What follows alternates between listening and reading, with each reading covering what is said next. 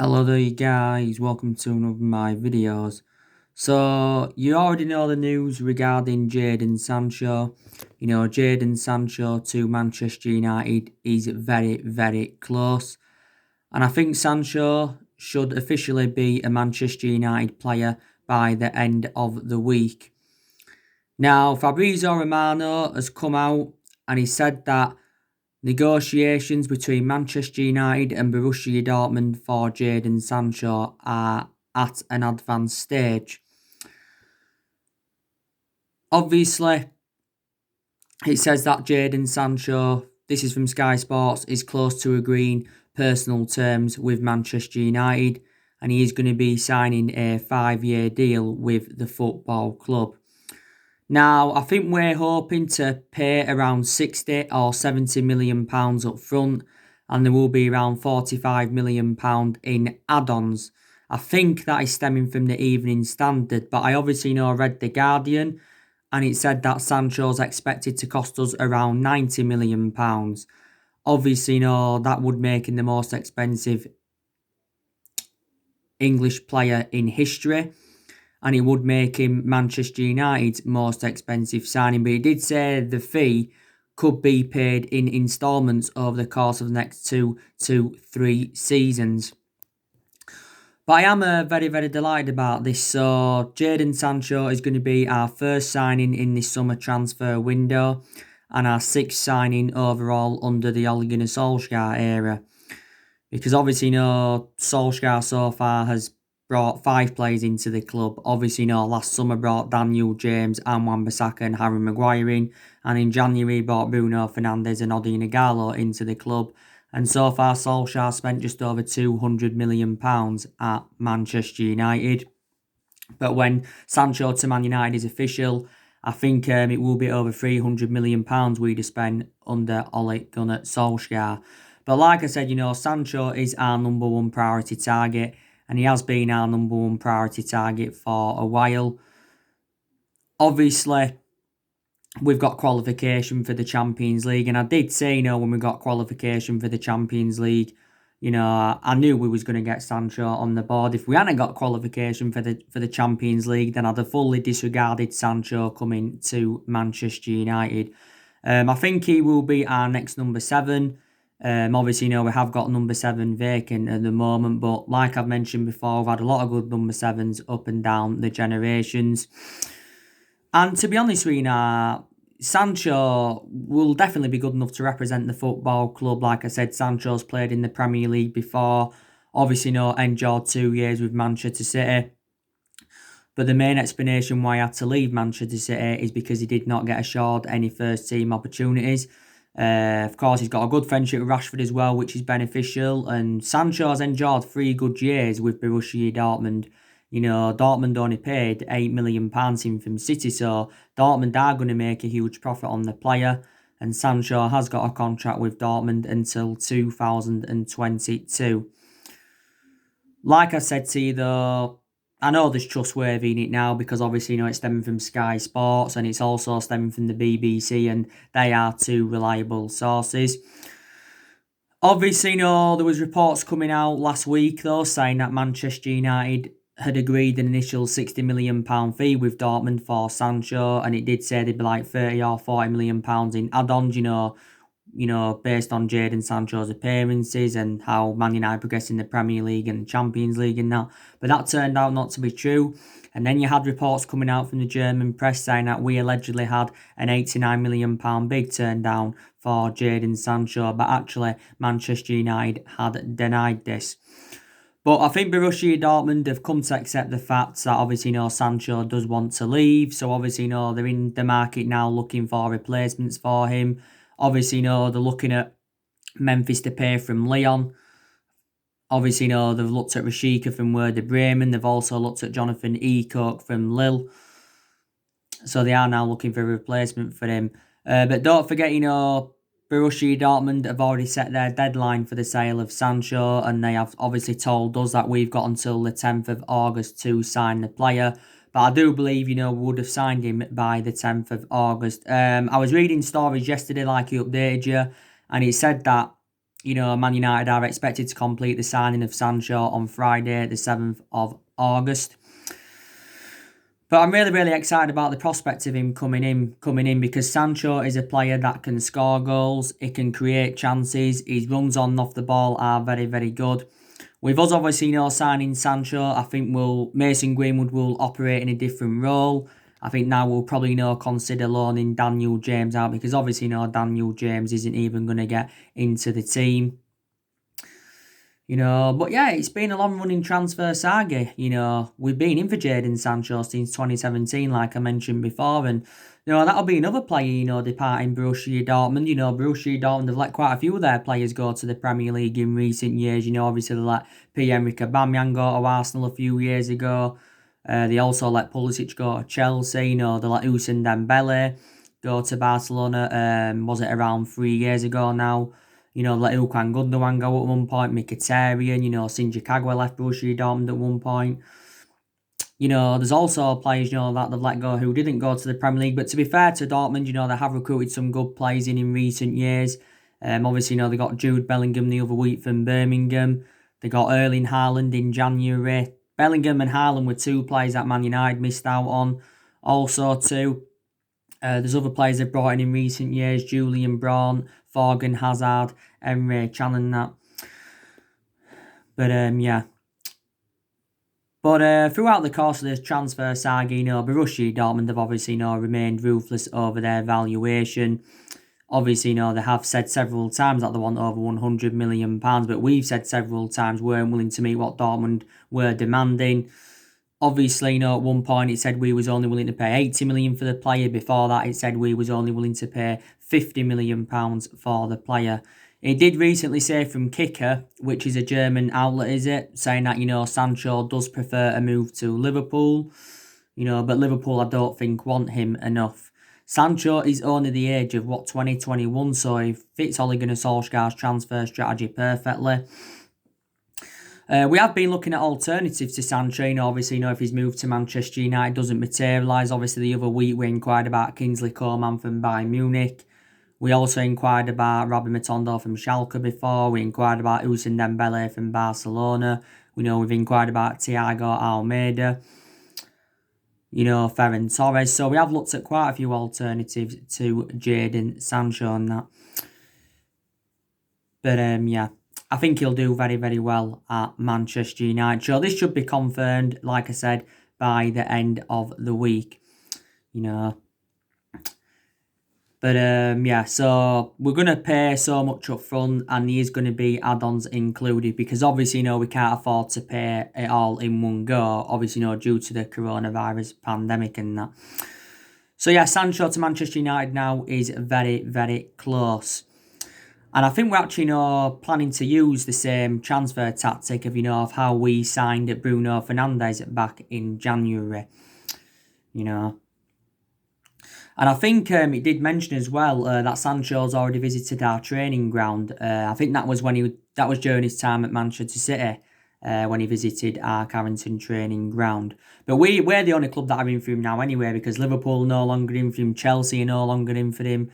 There was talks quite a few weeks ago saying that Manchester City could have gone back in for him, but I don't think City, want him back because Pep Guardiola distanced himself away from the deal. But yeah, it's going to be, I think it's the sign of the summer, Jadon Sancho to Manchester United, but I do believe we need more than Jadon Sancho. I think Ed Woodward did say he wants to make 3 more signings after Jadon Sancho to Man United is official. Solskjaer did say himself he wants to make at least 3 signings in this summer transfer window and that. He did say the other week he was targeting around 5 players at the football club to overhaul the Manchester United squad. Solskjaer did say though at the start of his managerial tenure that he wanted to make around 9 signings and he agreed this, with Mike Phelan and that. But I've got to make an admission, I think our recruitment has really, really improved under the Ole Gunnar Solskjaer era. Because we have been criticised for several years, reflecting how poor our recruitment policy's been. We've also been criticised for overpaying for players, etc., etc. But it has definitely improved under Solskjaer. There is still areas in our squad where we do need to strengthen up. I think Man United do need a striker. I think we do need a centre defensive midfielder. There's some Man United fans that don't think we'll get a centre defensive midfielder. I think we also need a centre half. We need someone that can go alongside Maguire in our back line. Obviously, looking to get a left back in, like I've said, our predominant left backs are Brandon Williams and Luke Shaw and all of that. Our transfer budget got revealed not too long ago. Solskjaer has got £140 million to spend. Obviously, before the resumption of the season, it had confirmed anyway we'd taken around a £140 million loan from the £150 million revolving credit facility.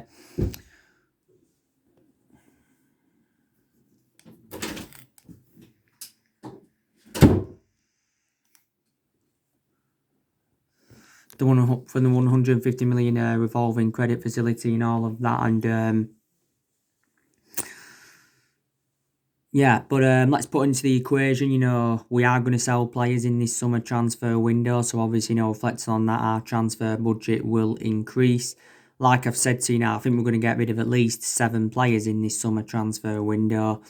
Because there's still deadwood at the football club. And to be fair to Solskjaer, he has got rid of a lot of the deadwood since he got recommended into the football club.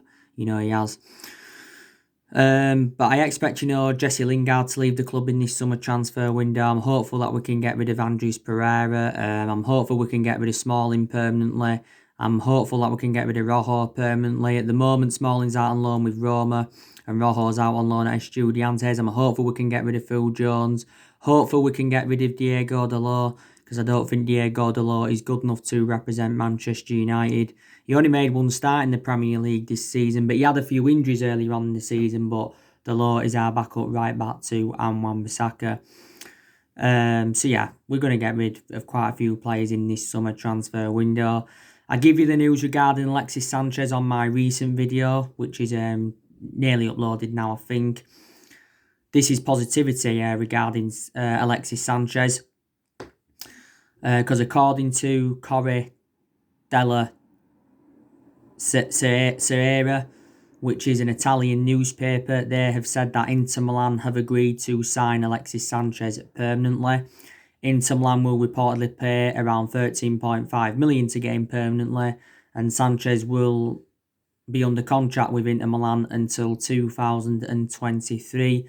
I think it's set to be announced after Inter Milan's game against Getafe on Wednesday in the Europa League. So this is very, very good news, because us getting rid of Sanchez permanently is going to free up our wage bill completely.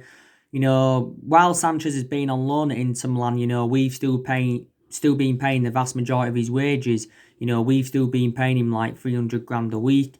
And Inter Milan have been paying him £150,000 a week. But Sanchez's wages at Man United, were 400 grand a week, potentially rising up to £500,000 a week. It did recently say from the Italian media outlet that actually, Inter Milan had put a loan offer in, plus an obligation to buy for 30 million for Sanchez, but Man United had turned this down. I did say, didn't I, wouldn't let Inter Milan extend his loan for another season. But Milan did get him on a 10-month loan last summer. Obviously, it didn't include an option to buy, or there was no obligation to buy included in the deal and that. Solskjaer did recently say he wants Sanchez back at Man United, but Sanchez is refusing to come back to the club, because obviously, there'd be no point Sanchez coming back anyway, because he'd be a squad player, and obviously, he wouldn't get in the team. Sanchez did endure a difficult 18 months at the football club. He really, really did. We got him back in January 2018 as part of a swap deal of Mkhitaryan going to Arsenal and all of that. Alexis Sanchez. And we thought he would have exceeded expectations, but obviously, no, he didn't. Sanchez, by the way, was due back at Manchester United, I think, on the 7th of August, because his current loan spell at Inter Milan was due to end on the 7th of August. So that's very, very good news regarding Sanchez. I think we're also going to look to get rid of Joe Pereira permanently. He's out on loan with Hearts at the moment. Juan Mata, there's some Manchester United fans saying that we need to get rid of him. He still makes an impact when he plays, does Juan Mata. This has been Juan Mata's 6th season at Man United. Obviously, we got him back in 2014 from Chelsea for just under £40 million. I think Solskjaer's decided on what players he's going to loan out. We are going to loan a few players out so they can get, obviously, regular first team football for next season. We're going to loan Garner out. Obviously, Cardiff, Swansea, and Sheffield Wednesday want him. I think we're going to loan Tahith Chong out because he isn't getting in the team enough. I think we're going to loan Dylan Levitt out. It also mentioned we're going to loan Kovar out. I don't think he's played in the first team yet. I think we're going to loan, well, I think we should loan Tuanzebe and Fosu Mensah out. So Man United are going to loan quite a few players out. Possibility chance as well that Sergio Romero will also go. So big decisions have got to be made in this summer transfer window. I think Ed Woodward has been at our training ground today to hold talks with Solskjaer. Obviously on the outcome of what's going to happen in this summer transfer window.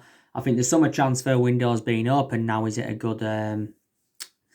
I think it's been nearly a week now the summer transfer window hasn't been open, but this summer transfer window is Ole Gunnar Solskjaer's fourth transfer window as Manchester United manager. We do know that next season does start on the 12th of September and all of that. But obviously, Solskjaer knows in this summer transfer window he's got the backing of the board, he's also got the backing of the Glazers, and he's also got the backing of... he's got the backing of them all. And Solskjaer recently told the board to back him, But like I said, it's a very, very good achievement, to get qualification for the Champions League and to finish third. Because let's put into the equation, this was Ole Gunnar Solskjaer's first full season at the football club. And earlier on in the season, the way we played, you wouldn't have even thought we'd have finished in the top 10. Earlier on in the season, we enjoyed our worst start to a Premier League season for 30 years. And at that point, Solskjaer was close to getting the sack. But I'll give you the main explanations why I didn't get sacked as Manchester United manager. Because, obviously, we've rejuvenated ourselves since January. We're unbeaten in our last 14 Premier League games. Plus, we did go on the 19-game unbeaten run in all competitions until Chelsea beating us in the FA Cup semi-final. Also, too, the signing of Bruno Fernandes saved Solskjaer's job. Because, obviously, Bruno Fernandes has made a difference in the team. Bruno Fernandes has won Player of the Month 3 times since he came to the football club. And it's amazing how one player can make a difference in your team. I also, I think with Solskjaer being a club legend, that also played a part in it because Solskjaer, was a great player for the football club for 11 years. He flourished under Alex Ferguson's guidance, did Solskjaer. And yeah, so they're the reasons, why I didn't get sacked as Manchester United manager. But next season is definitely the big test for Solskjaer. Next season will be second full season at the football club. But like I said, he needs more time. Even if we hadn't got qualification for the Champions League, I still said Solskjaer needs more time at the club. Because obviously it's a transition period and it's been a transition period for a while. And Solskjaer said at the beginning of the year he's hopeful that we can get through this transition period. But quite a few teams have been through transition period. Liverpool a few times, Arsenal going through a transition period. Chelsea a few times have been through transition periods and that, that's just football. But like I said, it's very important, that we get the players that want this summer transfer window. We get Sancho, that's a good start. We've got one player there that we wanted. Then obviously, we've got to build on that. Who's going to be after Sancho? We still want to try and get Jack Grealish. I think he's too expensive though, because obviously, Villa have said they want £80 million for Jack Grealish. Obviously, the stories regarding Raul Jimenez. A lot of Man United fans think that was just the media justifying their existence on that particular story regarding Raul Jimenez, because you had reports in the Portuguese press recently saying that he was on his way to Man United. And because obviously, Wolves are allegedly found a replacement for him, and that was Paulinho from Braga. And it said, Wolves had agreed to get him for around £27 million and all of that. Don't get me wrong, I'll take Raul Jimenez at Manchester United. I really, really would. Because he's a very, very good striker, well proven in the Premier League, and his hold-up play is very, very good. But I just don't think, he's coming to Man United. Obviously, look at the centre-halves that's on our agenda. Obviously, Kalidou Koulibaly, still a lot of narratives going on regarding him. Obviously, Tyrone Mings has been on our agenda from Aston Villa. The news regarding Gabriel Magalhaes from Lille. Could he possibly be our next signing after Jadon Sancho? There's not much that's really updated since I last updated you about Gabriel Magalhaes. All I know that is Ed Woodward's had negotiations with the players' representatives because his representatives were recently in the UK talking with Man United, Everton, and Arsenal. And obviously, PSG and Napoli have been interested. It did recently say that Napoli were the favourites to get Gabriel Magalhaes. They've recently signed Victor Osimhen from Lille of Napoli. It did say we'd put around the £27 million offer in for him plus bonuses. So Gabriel Magalhaes, is a cheap solution. He's got a contract with Lille till 2023. Lille paid 1.5 million for him from Avia. He also had loan spells with Dynamo Zagreb and Troyes, but he's only very, very young. So do you think he'd do well if he came to Man United alongside Harry Maguire and that? So yeah. But like I said, our expectations next season, will be to challenge for the Premier League title. Like I said, we are the most successful team in Premier League history at the moment because obviously, we've won 20 titles, 13 of them Premier Leagues. So yeah, but the thing is, we haven't won the Premier League since 2013. So last time we won it was in Alex Ferguson's last season. But we're not focusing on next season yet. Obviously, we've got the Europa League to to focus on because obviously, the Europa League is a priority for us because we want to win the Europa League because it's silverware, and if we win the Europa League, it will be our first piece of silverware under the Ole Gunnar Solskjaer era. Because we've not won out in terms of silverware yet under Solskjaer, and he has been at the football club over a year and a half. But I think we are the favourites to win the Europa League. But we haven't won a trophy for over 3 years as well. And that's the first time since, the late 1980s. We've won 45 trophies in our history. 38 of them trophies obviously came under Ferguson and that. Won the FA Cup under Van Gaal and the Europa League and the League Cup under, the Jose Mourinho era. The Community Shield as well under Mourinho if you do want to count that. Obviously, we've got Lask on Wednesday. I've already given you my preview for that game. I'm going to be giving you a starting 11 prediction tomorrow. I was supposed to be doing it today, but I'll give you my starting 11 prediction tomorrow morning for that game. It is the second leg at Old Trafford in the last 16 of the Europa League. We are 5-0 up from the first leg. Like I said, we play either Copenhagen or Istanbul Başakşehir, in the quarterfinals. And if we get to the semi-finals of the Europa League, obviously, we either play Wolves, Sevilla, Roma, or Olympiacos. And like I said, Solskjaer will rest several key players in the Europa League games, so he will make a lot of rotation in the squad.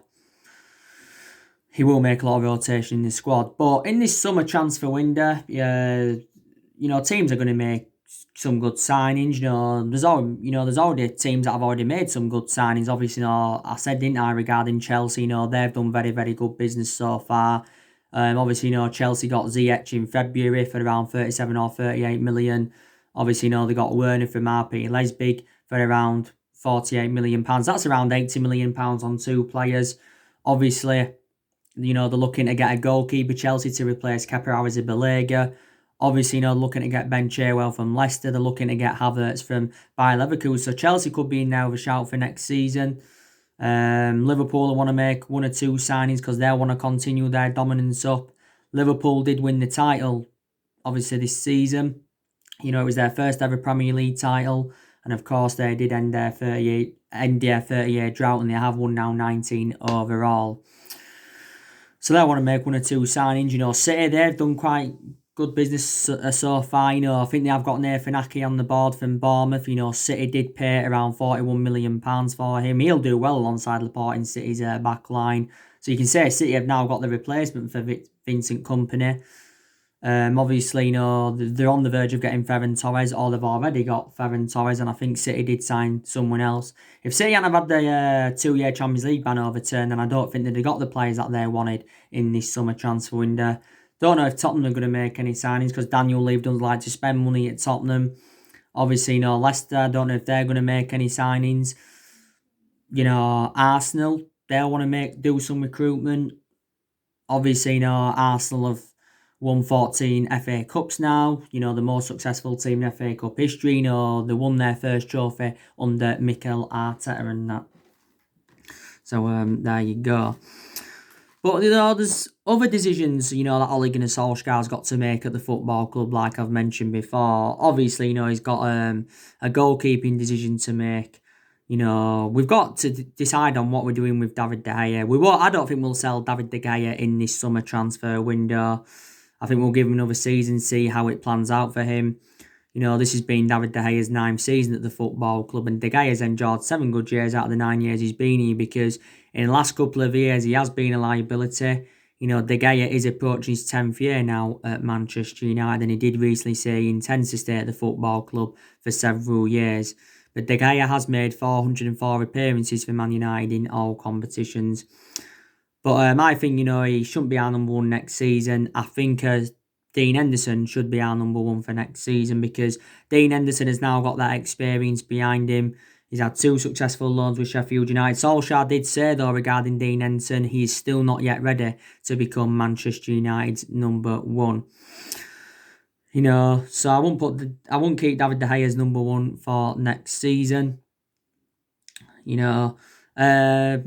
Obviously, we've got a few injuries still at the moment. Like I said, Luke Shaw's out with an ankle injury. He won't be playing in any of our Europa League games.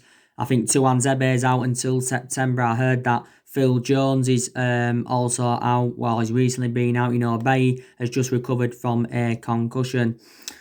But like I said, Solskjaer's learned a lot at Manchester United, reflecting how long he's been here. Obviously, he made a lot of rotation throughout the course of the season, reflects on the injuries that Man United had. Because we had a lot of injuries throughout the course of the season.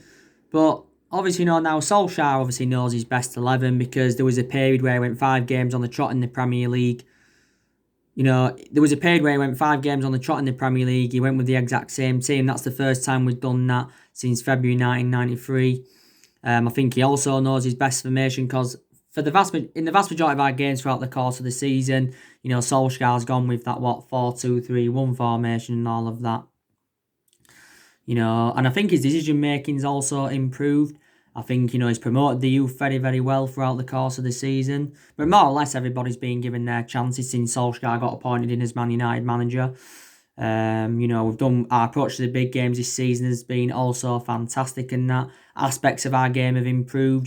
Players have definitely improved, especially the top players, because the likes of Martial, Pogba, Rashford, Shaw, Andy, let's put Fred into the equation, all endured very, very difficult times under the Jose Mourinho era. They really, really did in that,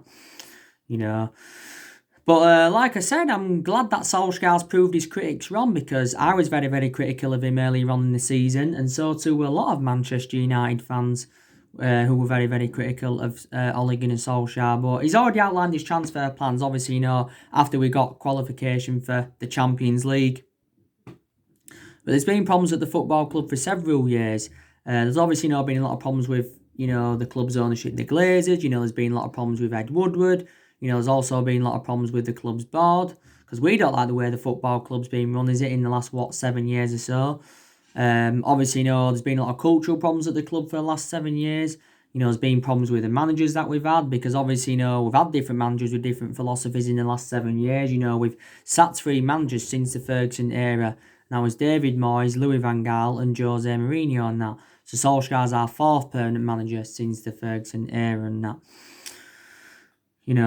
But like I said, can Solskjaer do Alex Ferguson? Like I said, we've spent a hell of a lot of money on players in the last 7 years. We spent close to the £1 billion range on players. Will it take it to £1 billion when Sancho and Man United is official? So we've recruited over 30 odd players in, like I said, since the Ferguson era. A lot of the players that we have brought in, though, haven't been the right calibre players for Man United. I think there's also players that Man United have brought in and who have done well and who we shouldn't have got rid of, But I'll tell you the players that have left, what I know of, since Solskjaer came in. We saw Young leave this year after he enjoyed 8.5 years at Man United. He went to Inter Milan. We saw Valencia leave last summer. He enjoyed 10 years at the club. We saw Rojo go out on loan to Estudiantes in January. Smalling went out on loan to Roma last summer. Darmian left last summer permanently. Dean Henson, of course, out on loan at the moment. Obviously, Joe Pereira's out on loan. Obviously, Herrera left last summer. he went to PSG. He endured 5 years at Man United. Fellaini left in January 2019. He was the first player to leave the club under Solskjaer. He went to China. Lukaku left last summer. He went to Inter Milan. And obviously, Sanchez went out on loan to Inter Milan last summer and that. Angel Gomez, obviously, a few weeks ago left the football club. So quite a lot of players, have left since Solskjaer came in to Manchester United and that. But like I said to you before, our success came under Alex Ferguson. Vast majority of it, should I say, because we haven't been great since Ferguson left, and we weren't great before Ferguson came into the club, were we? Let's be honest, we weren't good under Ron Atkinson, we weren't good under Franco Farrell. We got relegated under Franco Farrell in 1974, and that's 40 odd years ago now. Obviously, we weren't good under Wolf McGuinness either. McGuinness endured 18 months at the football club. So, there you go. But anyway, I'll be on tomorrow with my starting 11 prediction for the game against Leicester. Anyway, guys, that's everything to update you today. Drop your comments, likes below on the channel. If you do, consider subscribe as always, and take care. God bless. See you all again very, very soon.